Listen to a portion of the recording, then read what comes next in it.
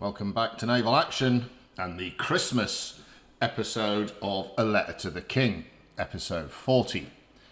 For those of you who are new to the series, A Letter to the King is my attempt to keep us up to date as to what's going on Euro PvP1 when it comes to port acquisition and general biffo.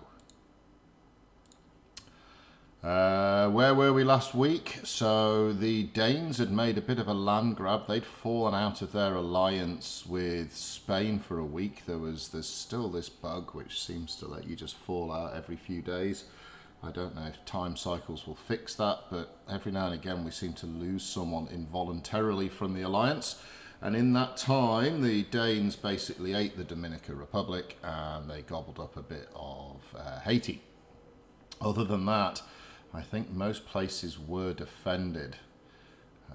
Okay, so the alliances are back in fine fettle at the moment. So the French, the Spanish, the Danes and the Swedes are all friends. And the Americans, the Brits and the Dutch are all friends. And the pirates don't have any friends, poor pirates. What happened this week? Well, of course, the big patch came out. That's the excitement thing. So we have land in port battles. Pardon me. However, there was one more battle to be had. And that was the Spanish defence of Aix, which was a horrible time for the Spanish. And they didn't manage to get a full fleet in there, not even anywhere near a full fleet, somewhere between, I think, 6 and 10 ships. From memory, it was 7 ships. There was a good set of screening outside. And I have to say, irrespective of how many the Spanish had in there, I was very impressed with how the Americans organised themselves to get in. It was very well commanded, lots of battle comms. They got their full fleet in there. The Spanish, I think, only managed to get 7 in. There was a couple screened out, but it wasn't horrible o'clock. And so the last port battle of the old Three Towers system was unusually a win. So the Americans have captured Aix. Now, what is all this new port battle melarkie? Fundamentally, each port now has a unique set of capture zones based on, and then the attackers enter on the edge of this green circle here. Now they can choose to enter with their fleet, as I've shown here, depicted here, split into 2 groups. The defenders can choose where they enter within this small circle. These little red circles, they show you where the forts have covering fire to, so you can obviously see the southern part of this centre circle. It's quite well guarded. Killing the forts wins the attackers' points. The points are achieved by holding the circles. You put a ship in the circle, it takes about 2 minutes to capture it. 3 ships, it takes about 20 seconds to capture it. 40 seconds, sorry. Once you've captured a circle, it basically gives you, I can't remember what it is exactly, it's 2 points every 5 seconds or something like that. But if you hold 2 circles and your opponent holds 1 in 40 minutes without sinking a ship, you'll win the port battle. So what will happen in most port battles is the defenders will take the nearest circle, and then the attackers will either have to choose to take 1 or both of the other circles, and then ideally use their mortar brigs, if they have any, to pound the forts. Forts give points. If you lose a ship, you lose points off your current running total. And the wind, so I've made up the wind here, this is the wind. The wind is super dominant. So if the wind was blowing this way, it's almost impossible for the defender to go and attack here. These attacking forces that are coming here will be slow going this way. So the defender is probably going to have to say, okay, well, I need to go and engage over here. But in doing so is opening the back door for whatever complement exists in this circle. And this is the excitement of the new port battles. It's far more dynamic. It's a game of 3s, basically, where you have one group of players and you've got to manage which of the 3 circles do you own. The person with the most ships inside the circle is going to win. So in this situation, would the attackers do better to converge and try and fight the defenders in the center circle, while taking potential fort fire, or are they best trying to hold their circles? From my experience, when you're fighting in these circles, so these circles are relatively small. They only take a minute to sail across. They probably take 5 or 6 minutes to sail between. It varies, of course, from port to port. But the fighting that's going on here is very close combat, very not hand to hand, but certainly close enough for boarding to become a really big part of the combat. So boarding could be back in port battles. Anyway, it's very interesting. So this is just one port, but what you'll see is there's loads of different ports. So here's another one where the defender's circle is kind of wedged in the land, and these two are further away. This is another one with islands where there's a bit more cannon fire, fort protection near the islands. I personally don't think the forts do enough at the moment. I think the forts should possibly have their firing arc increased. They basically give points to the attacker, and they're not doing enough for the defender. But that's just a feeling, and it's early days yet, right? It's early days. And what you might find is that they tweak each of these. Some of them they'll leave default because these are all generated. Some of them they'll tweak. Here's another one where you can see again the spits either side of the main harbour are clearly going to play a significant part in how you do this one. So you could imagine that taking this from here is going to be difficult. You've possibly got to sail, almost guaranteed to sail against the wind. But getting back from here into here, if the wind is in the wrong way, is a nightmare. Ships here could be basically lost ships where they're not going to be able to contribute. This one, there is a little bit more protection as well coming into the main harbour from the forts. So again, we can see there's a great deal of diversity, and the wind is such a dominant part. If you can, as the attacker, choose, because you can choose where you enter on this circle, choosing the wind is super important. So screeners who are defending, they really need to defend accordingly based on the wind to deny entry points to the attacking fleet. But equally, the defending fleet doesn't just sail out and join. If it does, it'll join here. But what they might want to do is because this is the inner circle, they might want to join here so they can go and grab this up, leave a couple of ships here, but join here and grab this up. Which now means the attacking fleet may want to send its screeners in to harry the defensive fleet. So again, the whole thing's changing, man. This is very cool. And now look, this one I sort of see these ones as a bit of a tug of war, because what's going to happen here is if the attackers have got any brains, they're going to send ships into both of these. And then the defenders can choose, well, do we send an equal force to go and biff it out, or a slightly bigger force to biff it out, and hope the cannons will help us with this force here, or do the attackers converge on the centre?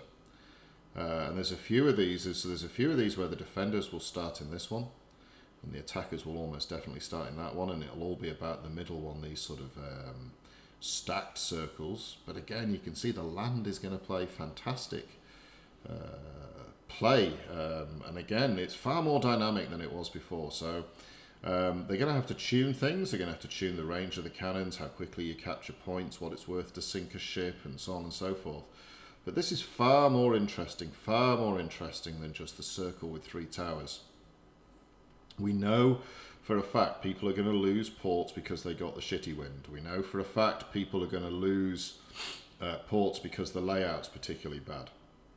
Let them tune that. This is fundamentally better than it was, in my opinion. And here's one where it's just like I say. So this is another one where I think the defenders are going to grab the middle one, and then the attackers are going to have to work out, do they steamroller from one end to the other, or do they put even fleets into here, or perhaps a small number that's upwind, so it's hard for them to get to, and then the main complement here with the wind behind them. So let's have a look what happened in these Newport battles. So we've spoken about the US biffing the Spanish out of A's.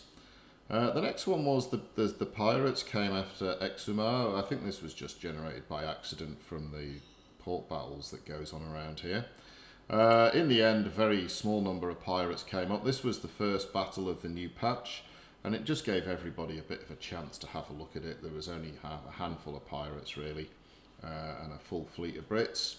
This was a shallow water, so it was all in Mercuries, whizzing around, Mercuries and heavy rattlesnakes, all whizzing around like crazy. But the pirates were easily dealt with. The next one of interest, now I have to say I've got no detail about this, other than I've heard it was a great battle. The Americans had a go at Islamadora, or Islamabad as we call it, and I have no detail, so I can't really say much. I know the Spanish defended in full. I don't know if the Americans got a full fleet in, but all I've heard from a Spanish player was it was a great battle, and that's it. That's.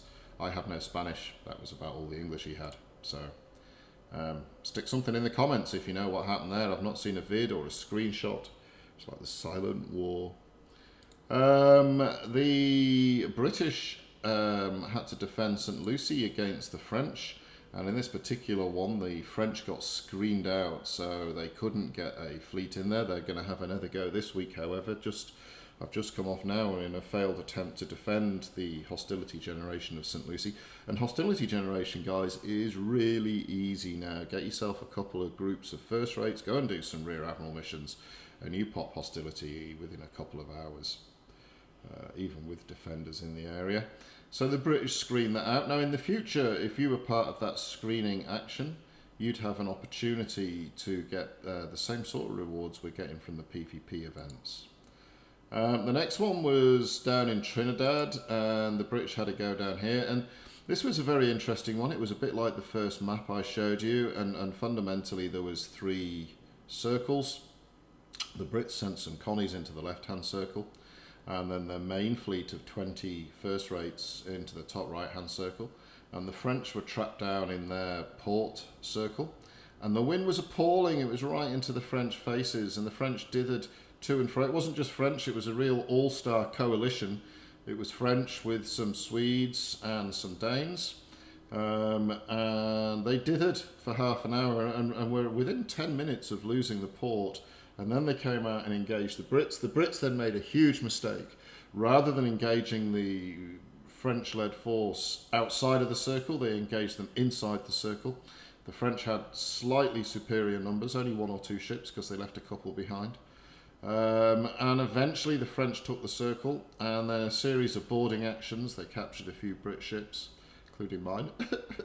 There's lots of videos of this one up. But it was a great battle, and really it was one where I felt the French dithered a bit in the first half an hour, and the wind caused that dithering. Pardon me. And then the Brits made a big, huge mistake in the second half an hour. They really should have just gone and engaged the French outside the circle. If they'd have held them for 10 minutes, they'd have won the port. But in the end, the French-led fleet, and like I say, there were some Swiss and Danes in there, held that off. And that was it. So only the only port that was taken was on the old system. All the new systems ended up in a draw. But they were good battles and very interesting, and I think everybody's kind of interested to see how that goes. The French have just set up St. Lucie again for hostility. The pirates... the pirates are attacking the Spanish, or the Spanish are attacking the pirates off North Haiti as well. That's going to kick off next week. We always expect to see some trouble and strife, but it's this area here where most of it will be. So this week, just the Americans grabbing up 5 ports from the Spanish. The Spanish are finally below 100 ports after the reset. And the Swedes back on the bomb. And that's it for the Christmas edition of Naval Action. And wasn't it jolly and festive? I felt it was very festive. There was a lot of Christmas relevancy in there. Actually, I'm going to do one little message of love before I sign off. I was fleeting with a player who just said, "Come on, Jay, give me a fleet." So we went fleeting, and he was a young lad, and this is the wonders of the internet. I love the internet. So in the morning, I was playing with an Irishman who lives in Austria, a Canadian who lives in Canada, an American who lives in America, a Brit who lives in the twatty part of England down south. And then in the afternoon, I'm playing with a young lad at St. Petersburg in Russia. And, you know, I'm an old fart, I guess, but when I first started gaming, there was none of this. You'd maybe a bit of dial-up stuff. but none of this, and it's amazing, man. You can play with folks from all over the world. Anyway, I was chatting away to this lad, and he is a bit young. He was in his teens. His English is amazing. That's the first thing. So here he is, middle of bloody Russia, and his English sounds nicer than half of the folks I'm normally dealing with. But because he's young, he's not welcome in a lot of clan and fleet activity. And I've spoken to a couple of other guys. In fact, there's one lad I fleet with quite a lot who never uses the mic because he's young and he doesn't want his how can we put this, his squeaky voice when there's all these sort of deep, beautiful Welsh baritones online. Well, we're struggling for numbers in naval action, guys, and I think we need to make these people welcome. They're young, they bring their mates in, we get some young blood in. I was far more capable at pretty much everything when I was 14 than when I was 40 something. So bring them in, train them up, give them some love, and let's try and make all the new players feel welcome. There'll be some guys getting the game over Christmas, I'm sure. And over the next 3 to 6 months, we'd have to expect naval action to start ramping up its marketing as it gets closer to release. I mean, I still think it's got another 6 months to go, but we'll see. So come on, boys, Christmas love and all that sort of crap. Some cuddles for the young guns, and teach them up, train them, turn them into your personal cabin boys. They can help escort you, you can help escort them. Anyway, that's it. Oh yeah, and it's late by a day, by the way, naval action, because I didn't really know what day it was. I thought it was Sunday yesterday, but by all accounts it was Monday. That's Christmas for you. Have a happy Christmas. Now the next one of these will be after the New Year, so have a good New Year's Eve. And remember, there's no such thing as too much bacon or too much beer. So get stuck in. None of this moderation malarkey. And I will see you on the oceans, and I will catch you.